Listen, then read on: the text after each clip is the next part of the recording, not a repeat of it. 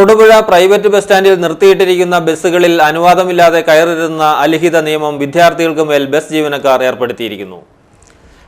Bus സ്റ്റാൻഡിൽ കിടക്കുന്ന ബസ്സിൽ കയറണമെങ്കിൽ ജീവനക്കാരോട് യാചിക്കേണ്ട സ്ഥിതിയാണ് വിദ്യാർത്ഥികൾക്ക്.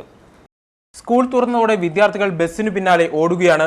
ബസ് സ്റ്റാൻഡിലെത്തി വിദ്യാർത്ഥികൾക്ക് ബസ്സിൽ കയറണമെങ്കിൽ അവിടെയും കടമ്പകൾ ബസ് ജീവനക്കാരുടെ രൂപത്തിൽ നിൽക്കുകയാണ്. മുൻ വർഷങ്ങളിൽ നിലനിന്നിരുന്ന വിദ്യാർത്ഥികളോട് സ്വകാര്യ ബസ്സുകാരുടെ ചിറ്റമ്മ നയം തുടരുന്നു. ഓരോ സ്റ്റോപ്പിലും ബസ്സിനു പിന്നാലെ കുട്ടികൾ പായുന്നത് നിത്യസംഭവമാണ്. ബസ്സിന് പിന്നാലെ ഓടുന്ന കുട്ടികളെ തട്ടിയിടാൻ പോലും ബസ്സുകാർ ശ്രമിക്കുന്നു. ബസ്സിലെ ഡോറുകളിൽ നിൽക്കുന്ന കിളികൾ മനഃപൂർവ്വം കുട്ടികളെ ദ്രോഹിക്കുകയാണ്.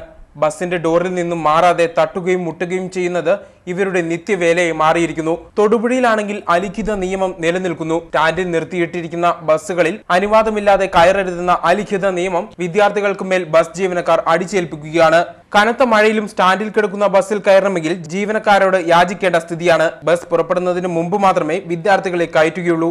എത്ര മഴ പെയ്താലും നനഞ്ഞു നിന്നു കൊള്ളണം. മുൻവർഷങ്ങളിൽ ഈ സംഭവം മാത്രം വിവാദമായതാണ്.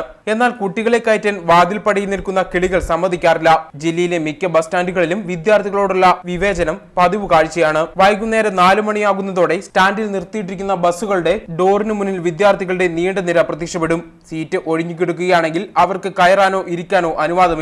അങ്ങനെ ആരെങ്കിലും കയറിയിരുന്നാൽ അവർക്ക് കൺസെഷൻ അനുവദിക്കില്ല. തർക്കം ഉന്നയിച്ചാൽ വിദ്യാർത്ഥികളെ ബസ്സിൽ ആക്ഷേപവാക്കുകൾ ഉപയോഗിച്ച് പരിഹസിക്കുന്നതും പതിവാണ്. സമീപകാലത്തെ ബസ് ചാർജ് വർധനവുകളിൽ നിന്ന് വിദ്യാർത്ഥികളെ ഒഴിവാക്കിയതാണ് ബസ് ഉടമകളെയും ജീവനക്കാരെയും ചൊടിപ്പിക്കുന്നത്. അവധി ദിവസങ്ങളിൽ ഫുൾ ചാർജ് നൽകിയാൽ മാത്രമേ ചില സ്വകാര്യ ബസ്സുകളിൽ വിദ്യാർത്ഥികൾക്ക് യാത്ര ചെയ്യാൻ കഴിയൂ. കൺസെഷൻ ആവശ്യപ്പെട്ടാൽ പരസ്യമായി അവഹേളിച്ച് വഴിയിൽ ഇറക്കിവിടും. വിദ്യാർത്ഥികൾ നിൽക്കുന്ന സ്റ്റോപ്പിൽ ബസ് നിർത്താതിരിക്കുക, ഇറങ്ങാൻ ആവശ്യപ്പെടുന്ന സ്ഥലത്ത് ഇറക്കാതെ കടന്നുപോയി 1-2 സ്റ്റോപ്പിന് അപ്പുറത്ത് നിർത്തുക തുടങ്ങിയവ ജീവനക്കാരുടെ സ്ഥിരം പരിപാടികളാണെന്ന് വിദ്യാർത്ഥികൾ പറയുന്നു.